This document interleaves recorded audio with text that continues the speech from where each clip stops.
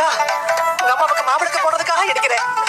வேல் வேல் வேல் வேல் வேல். பாட்டி, நீ உட்காரு, நான் இடிக்கிறேன். நீ யாரியா? நானா? உனக்கு ரொம்ப நெருக்கமானவன் தான். எப்படி? உன்னதான் இந்த கோயில்ல அடிக்கடி பாத்துட்டு இருக்கேனே, நான் தான் சொல்றேன்ல. நீ போய் உட்காரு, நான் இடிக்கிறேன். ஓ, இந்த கிழவிக்காக இறக்கப்பட்டு எடுக்கிறேங்கிற? நல்லாரியா? நல்லாரு.